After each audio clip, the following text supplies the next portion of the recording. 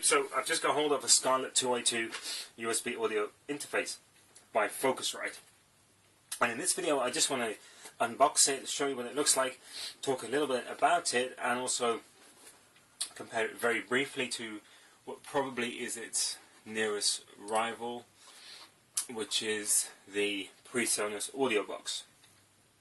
So this audio interface is the smallest one that Focusrite do. It has two inputs, and the other thing I need to mention is it doesn't actually have a MIDI interface, so it's purely an audio interface. Now if we take a look on the back of the box, they talk about the various features. Now the thing which stands out for me is apparently this uses the same audio preamps as their more expensive models, which are, renowned for being very high quality. So the performance you should get from this should be very good. So you should be able to confidently use expensive condenser microphones with this without thinking that your microphone is going to outclass the interface. Now it actually has 24-bit 96 kilohertz quality in terms of audio, so that means really that it should be very good indeed.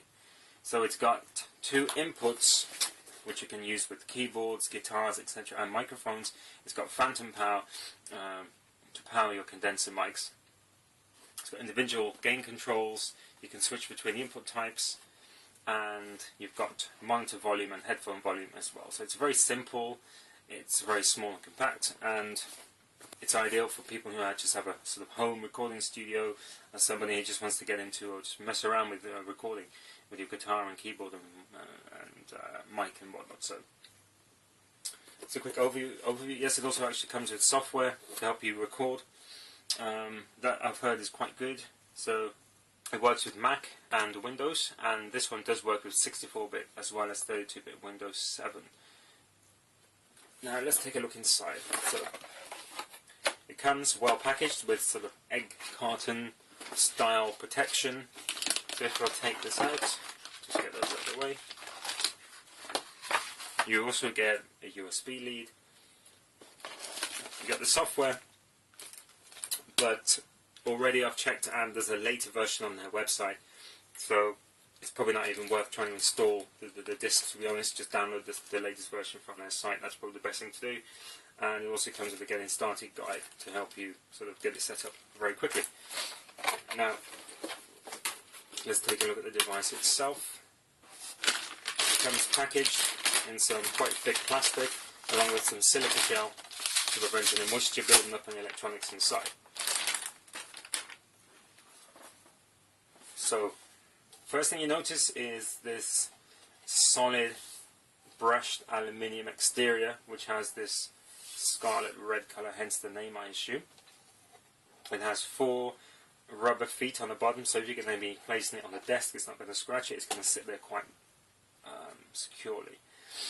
On the back you have the USB out, the 2 line outputs, and that's about it. And on the front you have the 2 inputs. Now these are those multi-inputs, so you can, they work with a sort of guitar jack, an output from a keyboard, the audio output, and also they'll work with the leads from condenser microphones. So you've got here the switch for phantom power, which will power the microphones. The knobs feel very solid. They've got a rubber feel to them, quite grippy. So they seem like they're high quality. Again, switches feel fine. The monitor volume knob feels fine, along with the headphone volume output knob as well. They all feel good. So build quality seems okay.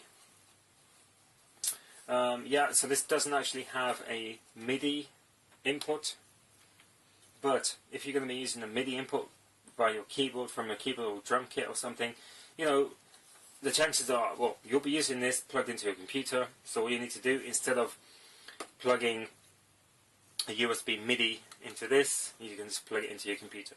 Obviously, if your device has traditional MIDI in outputs instead of a USB version, then obviously you would probably need one with a MIDI in out, but you can get a card for your computer quite cheaply for that anyway. So, but for me, I don't need it for MIDI. So it's the nearest rival to this is most probably called the PreSonus Audio Box USB. Now that itself has pretty much the same features.